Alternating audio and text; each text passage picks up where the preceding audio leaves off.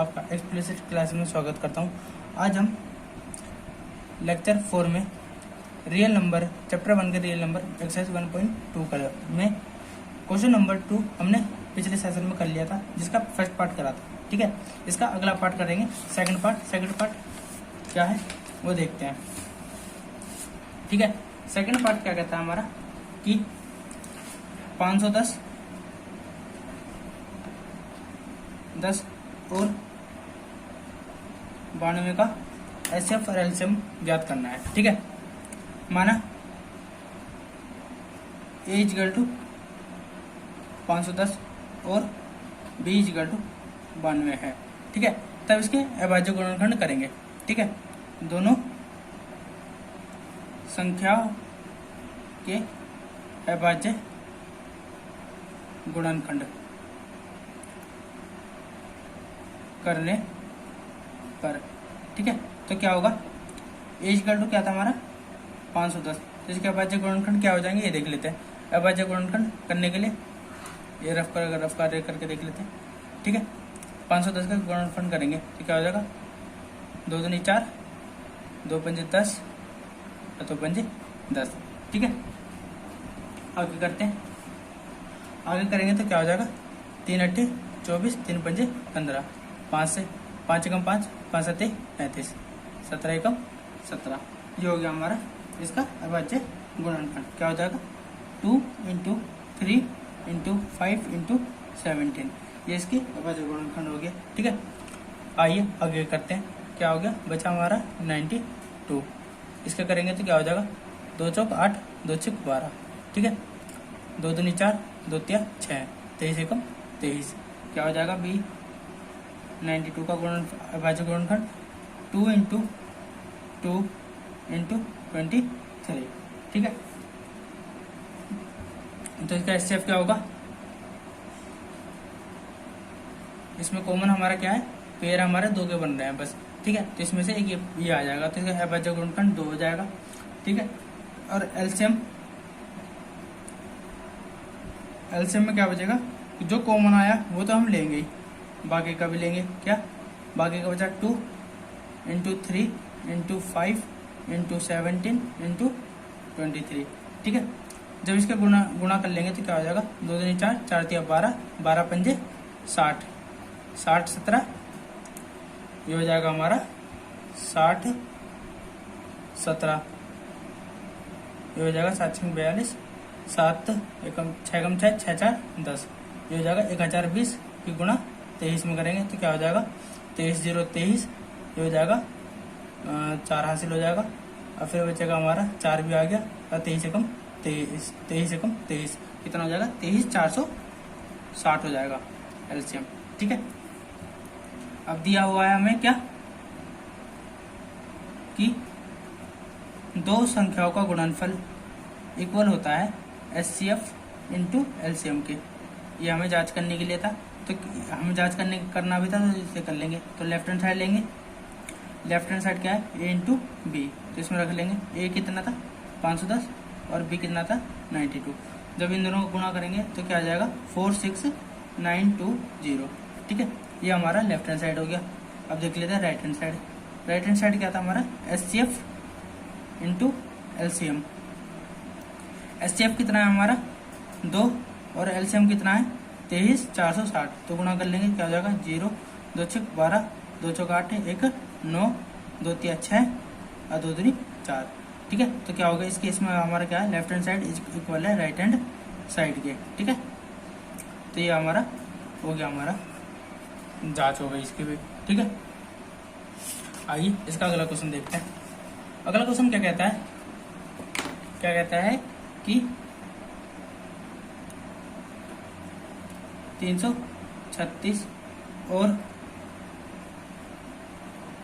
54 का एलसीएम और एचसीएफ ज्ञात करना है। ठीक है, तो भाई स्टार्ट माना ए इक्वल टू 336 और बी इक्वल टू 54 है, तब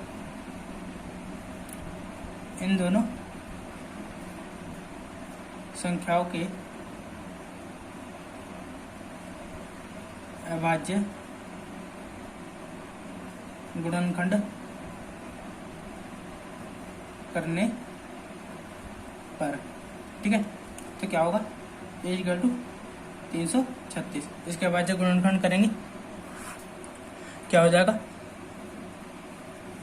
336 के अभाज्य गुणनखंड 2 एकम 2, 2 छक 12, 2 अट्ठे 16, 2 अट्ठे 16, 2 चौक 8, 2 चौक 8, 2 दूनी 4, 2 दूनी 4, 2 एकम 2, 3 सत्ते 21, 7 एकम 7। तो इसके अभाज्य गुणनखंड क्या हो जाएंगे कि 2 गुणा 2 गुणा 2 गुणा 2 इंटू 3 गुणा 7 हो जाएगा, ठीक है। और बी 54 का गुणनखंड कर लेंगे, अभाज्य गुणनखंड क्या हो जाएगा 54 का 2 एकम 2 दूनी 4, 2 सत्ते 14, 3 निम 27, 3 तिया 9 और 3 एकम 3। तो क्या हो जाएगा 2 गुणा 3 गुणा 3 गुणा 3 हो जाएगा, ठीक है। इसमें कॉमन फैक्टर क्या है हमारा 2, तो अतः उभयनिष्ठ गुणनखंड कितना है हमारा 2 है, ठीक है। तो HCF कितना हो जाएगा, इसलिए HCF इक्वल टू हो जाएगा हमारा, सॉरी 3 भी है ना, ये 3 भी है, तो कितना हो जाएगा 2 और 3 हो जाएगा। तो कितना HCF कितना हो जाएगा हमारा 6 हो जाएगा, ठीक है। अब LCM कितना बचेगा हमारा, LCM क्या कॉमन जो आया हमारा 2 गुणा 3, उसके बाद जो बचा वो भी लेंगे। क्या बचा हमारा बाकी का 2 गुणा 2 इंटू 3 गुणा 3 इंटू 7, ठीक है। ये बचा तो इसका भी कर लेंगे, तो कितना हो जाएगा 2 दूनी 4, 4 दूनी 8, 8 दूनी 16, 16 तिया 48, ठीक है। और इन सारों को गुणा करने के बाद हमारा कितना आ जाएगा 3024 आ जाएगा, ठीक है। ये हमारा इसका ये आ गया हमारा HCF और LCM, ठीक है। तो अब हमें दिया है क्या कि दो संख्याओं का गुणनफल मतलब A into B equal to होगा HCF इंटू LCM के, ठीक है। तो लेफ्ट हैंड साइड लेंगे, लेफ्ट हैंड साइड क्या था A इंटू बी, ए कितना था हमारा 336 गुणा और बी कितना था 54, ठीक है। इन दोनों को गुणा करेंगे तो क्या आ जाएगा हमारा 18144, 181 44, ये आ जाएगा हमारा इसका गुणनफल। अब राइट हैंड साइड निकाल लेंगे, राइट हैंड साइड क्या है हमारा HCF इंटू LCM, ठीक है। HCF कितना आया हमारा 6 और LCM कितना आया 3024, गुणा कर लेंगे 6 चौक 24, 6 दूनी 12, 12 2 14, ठीक है, 6 तिया 18, 18 144। तो हमारे इस केस में क्या आ गया लेफ्ट हैंड साइड इक्वल हो गया राइट हैंड साइड के, तो ये हमारा जांच भी हो गया, ठीक है। ये हमारा क्वेश्चन हुआ सेकंड क्वेश्चन, ठीक है। आइए इसका अगला पार्ट करते हैं। अगला पार्ट क्या है हमारा, अगला पार्ट है तीसरा क्वेश्चन, क्या कहता है हमारा कि अभाज्य गुणनखंड विधि द्वारा निम्नलिखित पूर्णांकों के HCF और LCM ज्ञात कीजिए, ठीक है। तो हमें अभाज्य गुणनखंड विधि द्वारा इन सारों के HCF और LCM ज्ञात करने हैं, ठीक है। आइए देख लेते हैं, हम इसे सॉल्व करेंगे तो क्या हो जाएगा हमारा, माना चलो माने की जरूरत नहीं, इन संख्याओं के अभाज्य गुणनखंड करने पर क्या होगा कि 12 का करेंगे तो क्या होगा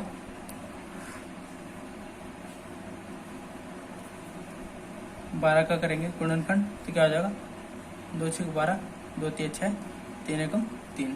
तो अभाज्य गुणनखंड 12 का क्या होता है 2 इंटू 3, ठीक है। ये हो गया हमारे 12 के। आगे कर लेते हैं 15 के, 15 हो जाएगा 3 पंजे 15, 5 एकम 5, क्या हो जाएगा 15 का 3 गुणा 5 हो जाएगा, ठीक है।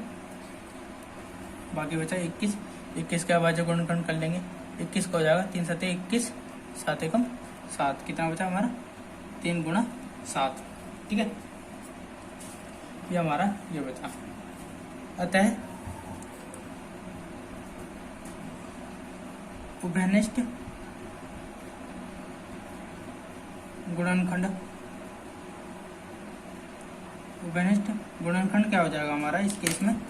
देखिए उभयनिष्ठ गुणनखंड, अब देखिए तीनों में हमारा बस 3 ही कॉमन है, ठीक है। ये 3 कॉमन है तो हमारा ये हो जाएगा 3, ठीक है। तो हम कह सकते हैं क्या कि HCF,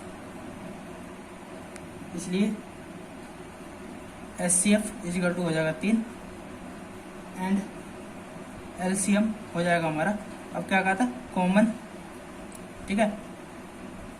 2 की सबसे बड़ी पावर 2, मतलब 2 × 2 और 5 × 7 होगा, तो क्या हो जाएगा 2 दूनी 4, 4 तिया 12, 12 पंजे 60 और 7 60 7 420 हो जाएगा। ये हमारा इसका HCF और LCM आ गया, ठीक है। आइए इसका अगला पार्ट करते हैं। अगला पार्ट क्या कहता है कि 17, 23 और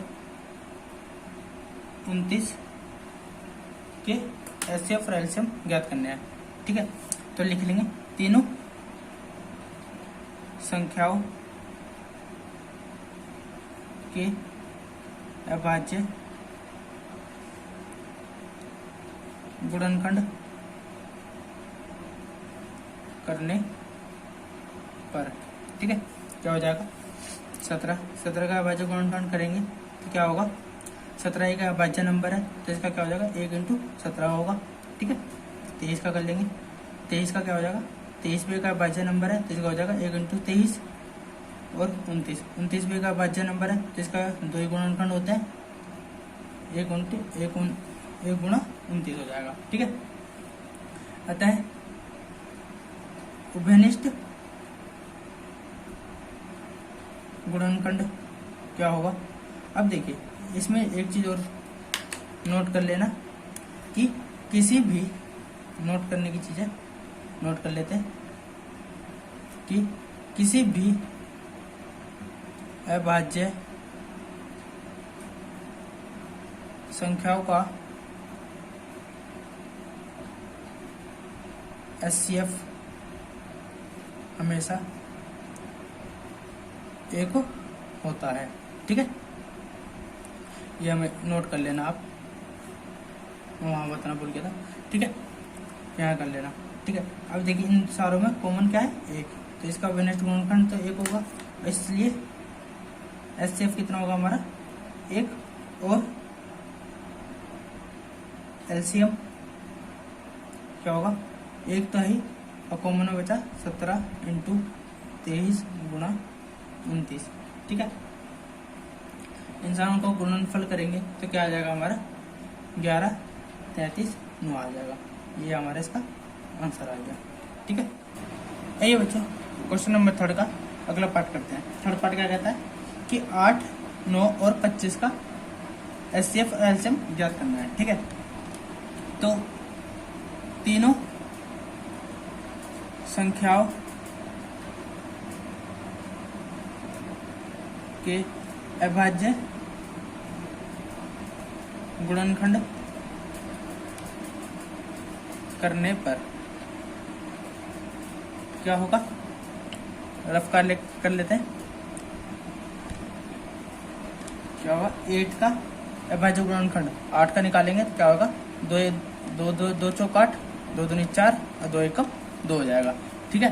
तो इसे हम लिख सकते हैं 1 × 2 × 2 × 2, ठीक है। अब निकालते हैं 9 का क्या होगा 3 एकम 3, 3 तिया 9, ठीक है। तो हम 9 को लिख सकते हैं 9 का अभाज्य गुणनखंड क्या होगा 1 × 3 × 3, ठीक है। एक हमारा ऑटोमेटिक होता ही है, जैसे ये हो गया, तो ठीक है हमारा ऑटोमेटिक होता है इसलिए हम ऐसे ले लेंगे, ठीक है। अब निकालेंगे 25 के अभाज्य गुणनखंड, 25 का निकालेंगे तो क्या होगा 5 5 25, 5 एकम 5, ठीक है। तो इसे लिख सकते हैं 5 × 5। अब हमने एक भी इसलिए लिया क्योंकि इंक्लूड इसे किया कि इन दोनों में ये सारे नंबर अलग अलग डिफरेंट है, ठीक है। अब मैंने बताया था कभी किसी भी जब भी कोई डिफरेंट नंबर का एचसीएफ निकालना होता है उसका एचसीएफ हमेशा 1 होता है। ठीक है, तो लिख लेंगे अतः उभयनिष्ठ, उभयनिष्ठ मतलब समान गुणनखंड क्या है हमारा, 1 है। ठीक है, इसलिए एचसीएफ क्या हो जाएगा हमारा, 1 हो जाएगा। और एलसीएम, एलसीएम होगा हमारा जो बाकी का बचा, एक तो हमारा कॉमन था ही, into 2 into 2 into 2 into 3 into 3 into 5 into 5। ठीक है, और इन सारों को गुणा करें तो क्या होगा, 2 दूनी 4, 4 दूनी 8, 8 दूनी 16, सॉरी 8 या 24, 24 या 72, 72 ढाई, सॉरी 24, 8 या 24, 24 तिया, ये 24 तिया हो जाएगा हमारा 180, सॉरी 24 तिया हो जाएगा 72, अब 72 अब 25 क्या हो जाएगा 1800 हो जाएगा। ठीक है, ये हमारा इसका एलसीएम आ गया, ये इसका आंसर हो गया।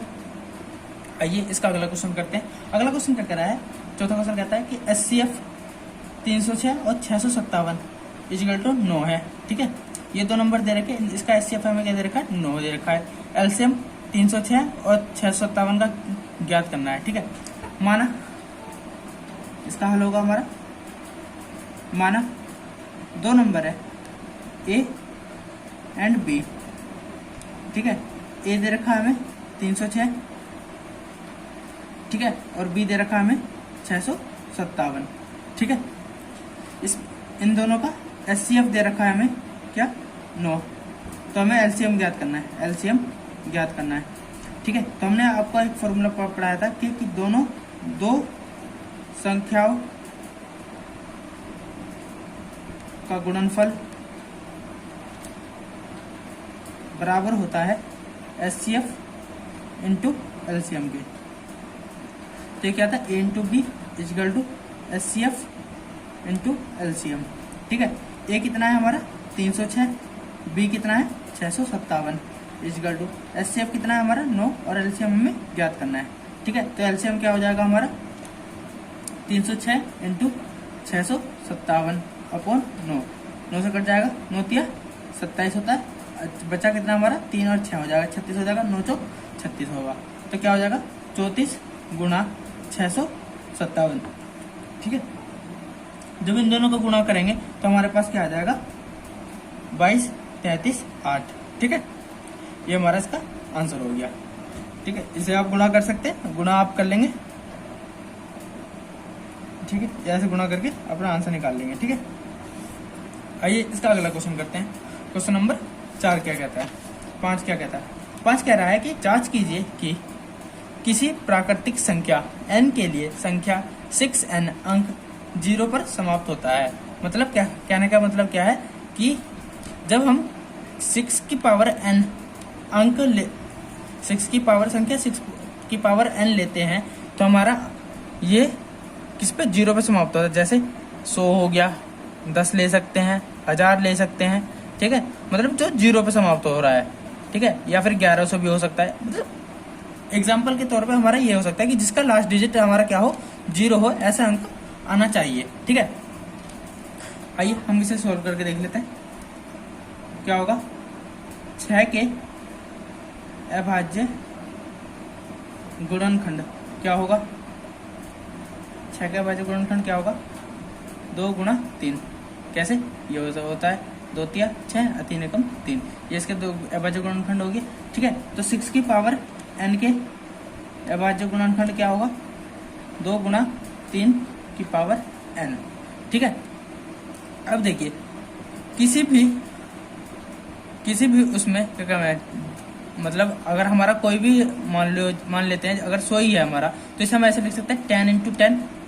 जब इन दोनों की गुणा करेंगे तो लास्ट में 0 डिजिट आएगा, तो हम 10 को हम ऐसे लिख सकते हैं 2 गुणा 5 के रूप में लिख सकते हैं। ठीक है, अगर हमारा लास्ट डिजिट 0 आएगा तो हमारा 5 इसका गुणनखंड होना चाहिए। ठीक है, तो स्पष्ट है कि 6 की पावर n के अभाज्य गुणनखंड में अभाज्य गुणनखंड में 5 नहीं आता है, ठीक है।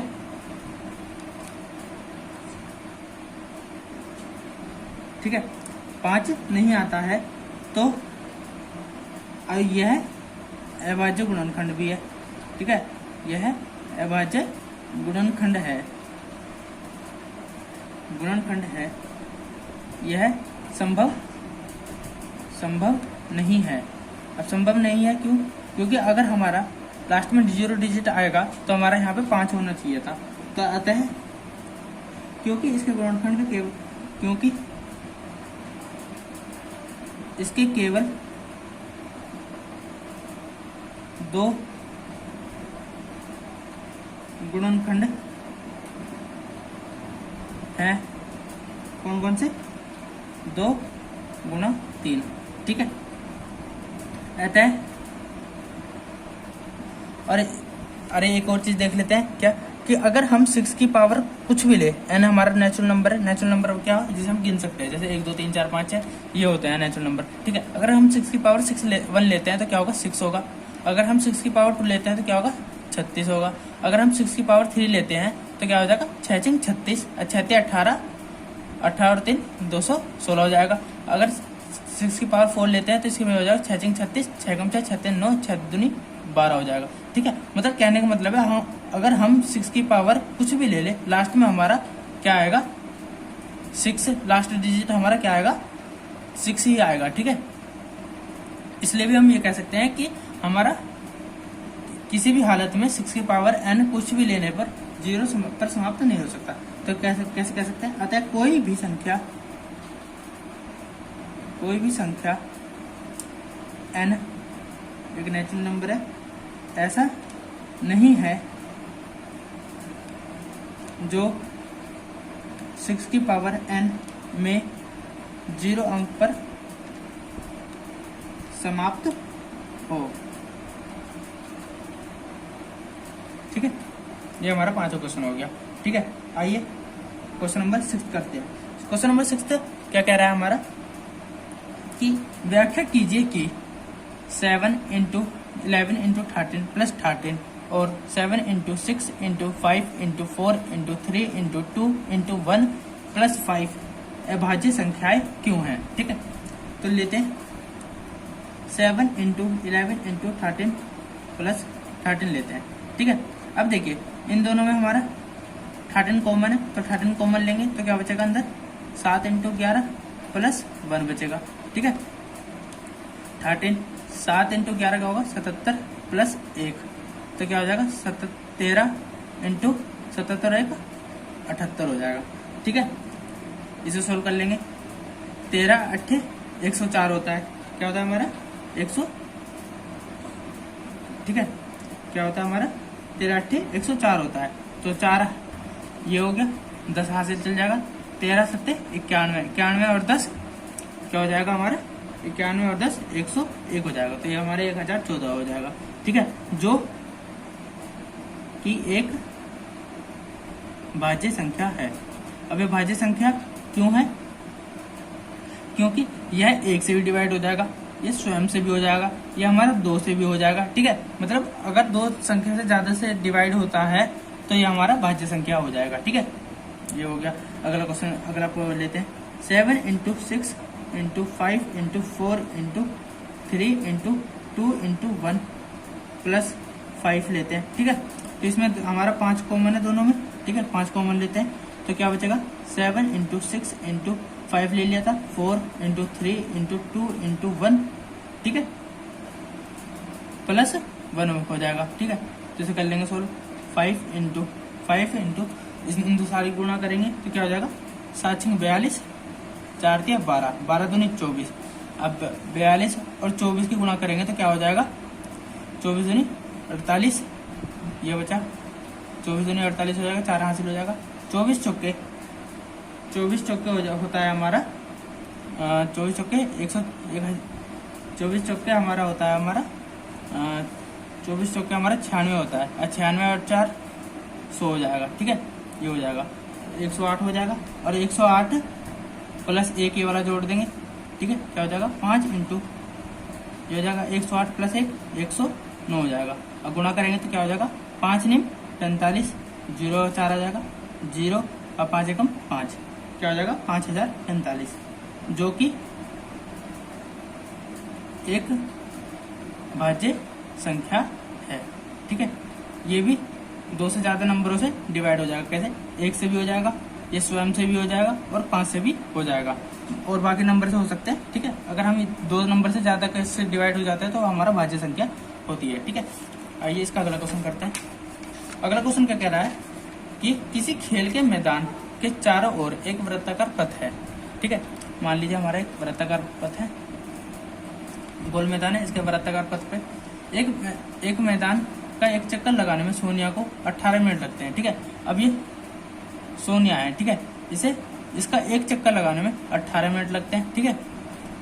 अब आता है रवि, ठीक है, और जबकि इसी मैदान का एक चक्कर लगाने में रवि को 12 मिनट लगते हैं, ठीक है। अब आया रवि को इस मैदान के पूरा चक्कर लगाने में 12 मिनट लगते हैं, ठीक है।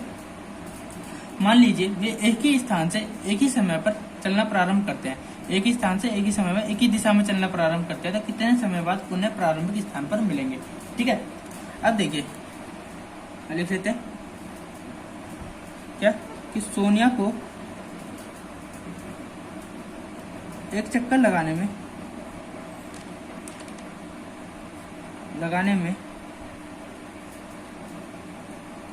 लगा समय कितना है हमारा 18 मिनट,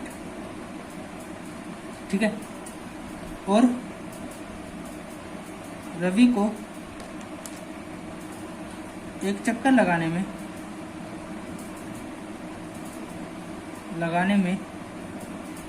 लगा समय कितना है 12 मिनट, ठीक है। अब मान इसलिए, ठीक है, क्योंकि वे एक ही समय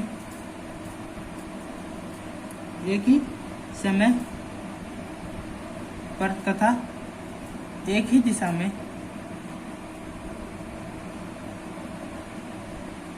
में चलते हैं, इसलिए अब हम जानते हैं कि सोनिया को पूरा चक्कर लगाने में 18 मिनट, तो सोनिया सबसे ज्यादा तेज दौड़ रही है, इसका मतलब क्या है कि ये 18 मिनट लेते हैं 12 मिनट, इसलिए क्या होगा कि दोनों सर्वप्रथम देखें। अब इसमें क्या है, रवि सबसे पहले पहुंचेगा क्योंकि रवि को 12 मिनट लग रहे हैं, मतलब कम समय लग रहा है, कम समय का मतलब वो ज्यादा दौड़ रहा है, ठीक है। ये 12 मिनट में पहुंच जा रहा है, मान लीजिए यहाँ से चला, अब यहाँ तक आने में से 12 मिनट लगते हैं, ठीक है। अब सोनिया को यहाँ से यहाँ तक आने में 18 मिनट, मतलब सबसे तेज को रवि दौड़ रहा है, ठीक है।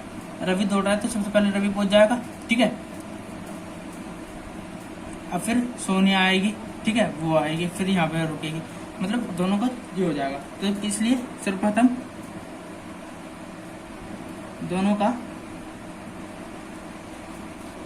दोनों समूह का एलसीएम दोनों समूहों का एलसीएम कितना हो जाएगा ये देख लेते हैं। अब देखिए 18 के अभाज्य गुणनखंड क्या हो जाएगा, अब 18 के निकालेंगे तो क्या हो जाएगा 2 निम 18, 3 तिया 9, 3 एकम 3, क्या हो जाएगा 2 गुणा 3 गुणा 3 हो जाएगा, ठीक है। ऐसे ही 12 के अभाज्य गुणनखंड क्या हो जाएगा 2 6 12, 2 तिया 6, 3 एकम 3 हो जाएगा, ठीक है। तो क्या हो जाएगा 2 गुणा 3 गुणा 3 हो जाएगा, ठीक है, सॉरी 2 गुणा 2 इंटू 3 हो जाएगा। अब देखिए दोनों में कॉमन की चीज क्या है 2, इसमें क्या है और 3 भी कॉमन है, ठीक है, 2 भी कॉमन है और 3 भी कॉमन है, ठीक है।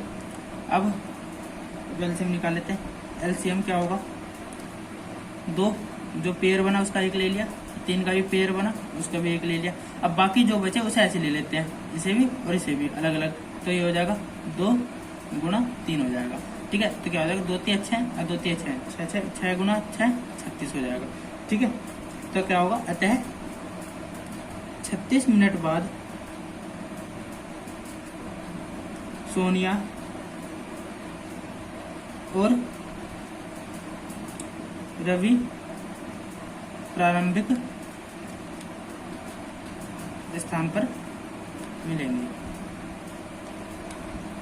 ठीक है, यही हमारा एक्सरसाइज 1.2 यहीं पर समाप्त होता है। ठीक है, अगर आपका चैनल या आपको एक्सरसाइज समझ में आई हो तो आप इसे लाइक कमेंट शेयर अवश्य करें। ठीक है, ये मैंने अभी नया चैनल बनाया। ठीक है, तो आपका सपोर्ट रहेगा।